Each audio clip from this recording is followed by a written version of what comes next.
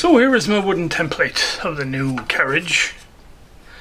And so here's my template of the 24-volt bed.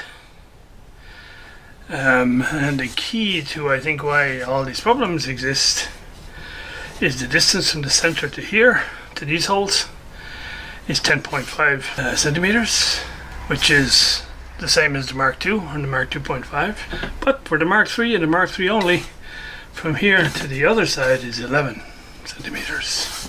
The whole carriage is symmetrical except there's sticky out bits on this side.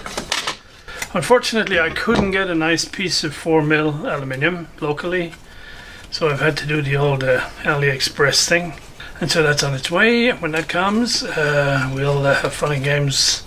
The nearest I could find is this, which is 400 by 200, which is just not wide enough. I need 300.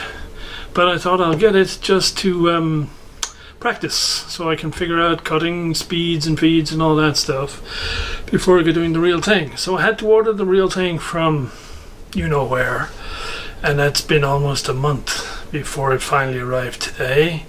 And unlike this one, which I got locally, which is flat, glass flat, the one which I got today has got a very bad bow in it because of how it was guillotined in both axes. So it's going to take quite some faffing around to try and flatten it to the point where it's going to be good enough to put in the machine. Okay, so here's my setup. I put a big chunky wasteboard underneath the aluminium. I had to use my heavy hold downs because I got some of the bow out of the plate, but not all of it. And so the normal hold downs that come with this, these guys, they just don't have the power, as they're like printed, I'm sure 3D printed plastic, and so they'll just break. Luckily I installed these runners for the heavy hold downs, and they seem to work, so we're gonna give this a shot. Well, the gung-ho approach didn't work at all.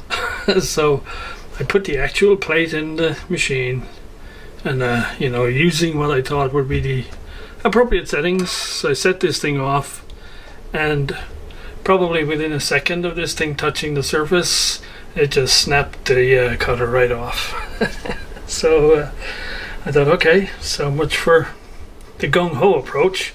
Let's try a little bit more coordinated approach. So I went back and changed all the speeds and feeds and all that sort of stuff and slowed things right down.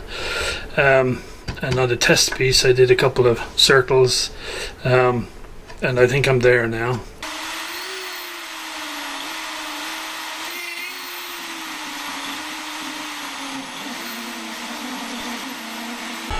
So that's the whole thing done.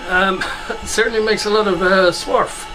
I have a feeling I'll be spending a week cleaning this machine up once this is all done. But the final cut to go around the outer perimeter took 25 minutes. I'll see in a moment whether I'll do a spring cut or not. But it's 25 minutes is a long time for just to do a spring cut. We shall see.